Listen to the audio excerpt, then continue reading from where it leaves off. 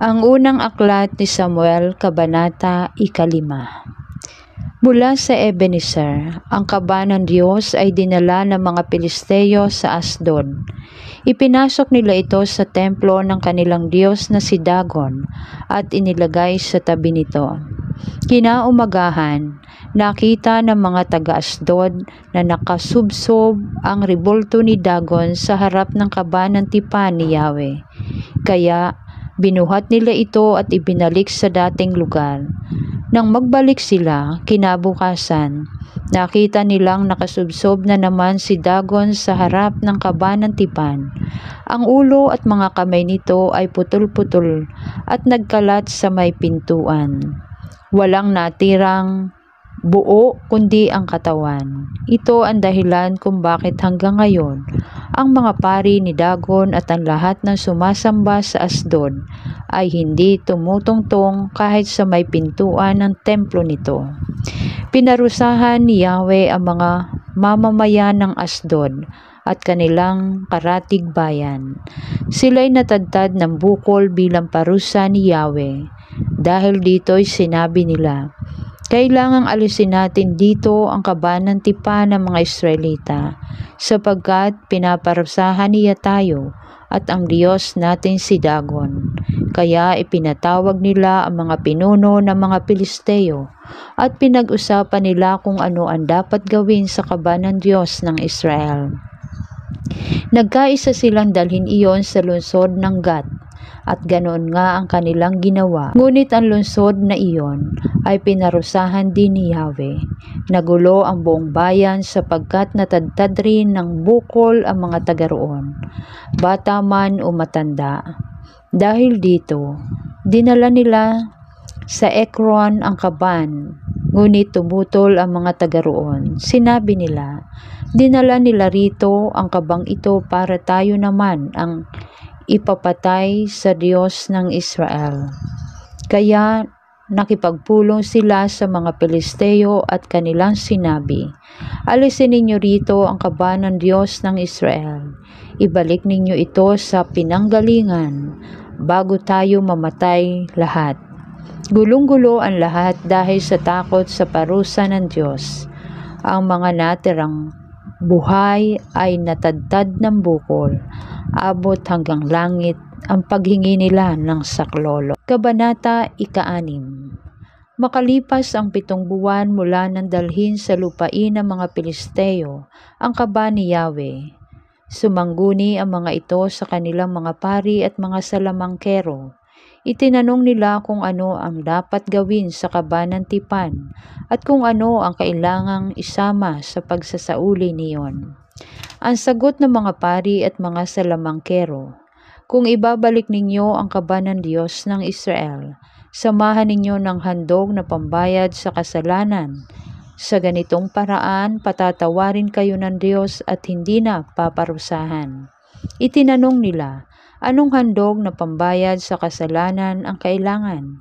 Sumagot sila, 10 pirasong ginto, 5 hugis, bukol at 5 hugis daga, isa para sa bawat haring Pilisteo, sapagkat pare-pareho ang bukol na ipinadala sa inyo, hari man o hindi.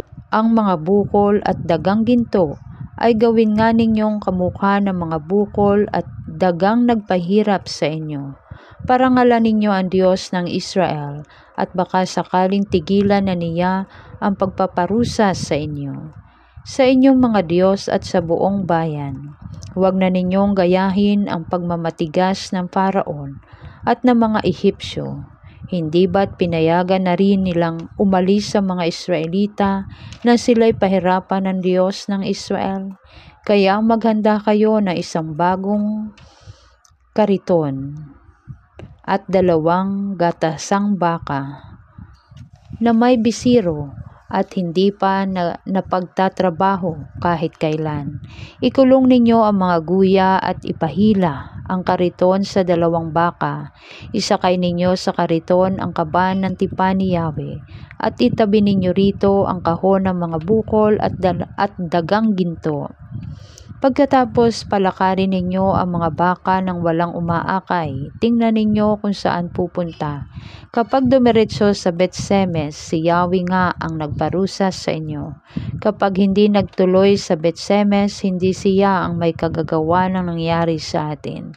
Kung nagkataon lamang, kumuha nga sila ng 2 babaeng baka na may guya, ipinahila sa mga ito ang kariton at ikinulong ang mga guya nito.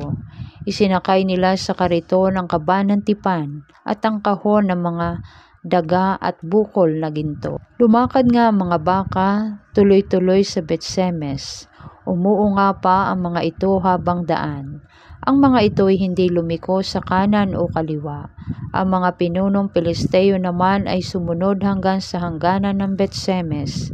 Nag-aani noon ng trigo ang mga taga Betsemes at napasigaw sila sa tuwa nang makita ang kaban.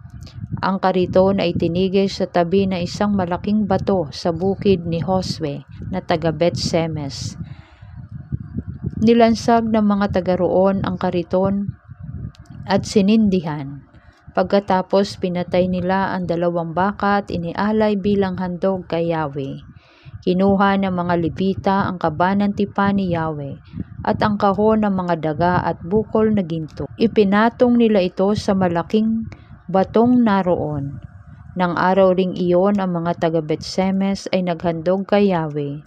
Nang makita ng 5 haring Pilisteo ang nangyari, nagbalik na ang mga ito sa Ekron.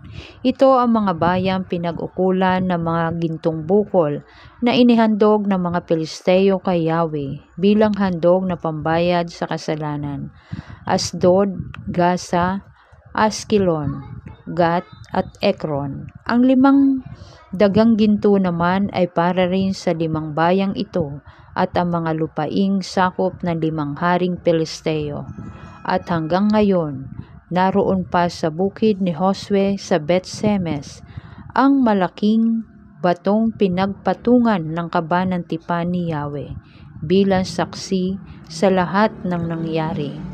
May 70 taga Betsemes na nangahas na sumilip sa kaba ng tipan, kaya't sila'y pinatay ni Yahweh. Nagluksa ang mga taga Betsemes nang makita nila ang malagim na kamatayan ng kanilang mga kababayan. Sinabi ng mga taga Betsemes, sino ang makakaharap kay Yahweh sa banal na Diyos? Saan kaya mabuting ipadala ang kanyang kaban para malayo sa atin? Nagpadala sila ng mga sugo sa lungsod ng Herem. Ipinasabi nilang kunin doon ang kaban ng tipan ni Yahweh sapagkat ibinalik na ito ng mga Pilisteo.